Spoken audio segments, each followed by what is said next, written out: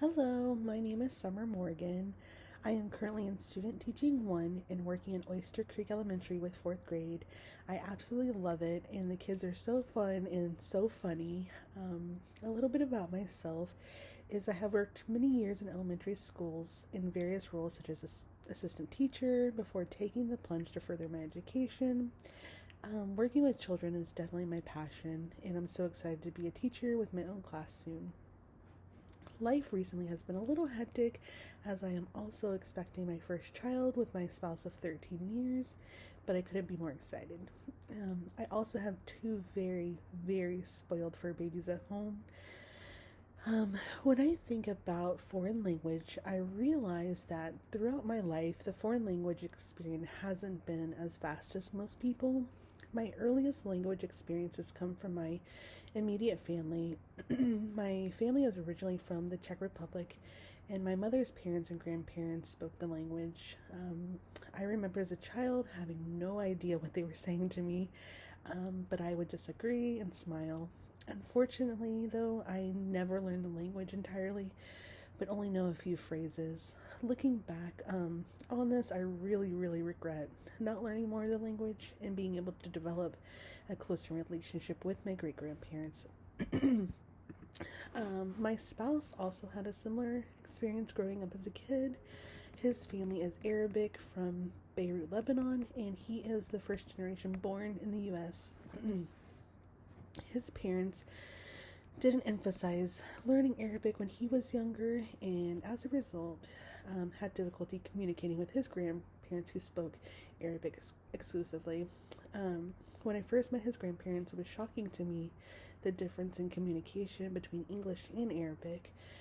There is a difference in tone and pitch, at least in his family, where I would have thought someone was angry, but really they were not. For me, it was difficult to communicate with many of his family members because I did not speak or understand, and my fiance barely spoke any as well. um, Another experience I have in the classroom is actually in the classroom that I'm working in now. We have a little boy who only speaks Spanish because he is somewhat of a new student. He has yet to receive any accommodations. So, because he has yet to receive any accommodations, the teacher and I are working in the class on ways to accommodate him in the meantime. Some of the things we have implemented are using Google Translate to communicate with him, pictures, and we have a bilingual child in the class who will also help to translate when needed, which is a really big help. As a teacher, I believe learning a second language is critical, especially when you consider in how interconnected our world is today. I would encourage all of my students to learn another language, not only to avoid situations like my fiance and I have experienced, but also to better communicate with people around the world, whether they are traveling abroad for business as an adult, or just everyday situations.